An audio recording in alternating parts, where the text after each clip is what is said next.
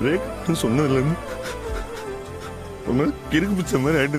கனத்த மௌனம் போல கோபமேதும் இல்லை, உடைந்த அழுகை போல ஞானம் ஒன்று இல்லை, காலமாற்றிடாத காயம் இங்கு இல்லை, இது எழுதா கதையோ.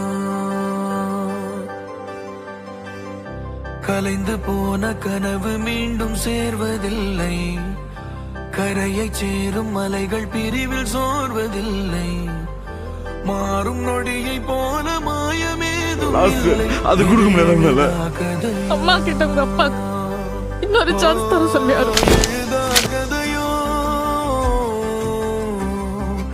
எழுதா கதையோ, ஒரு புரியா நிலையோ, இனி புதிதாய் வழியோ, இது எழுதா கதையோ. ஆருயிரே ஆருயிரே ஆருயிரே ஆருயிரே.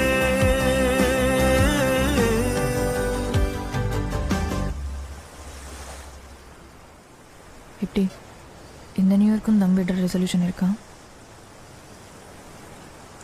நீ உன் லைஃபை கண்ட்ரோல்லையே எடுக்க மாட்டேங்கிறாரு, அதை மற்றவங்க கையில் கொடுத்துட்ற. நிறுத்த தான் போகிறேன்,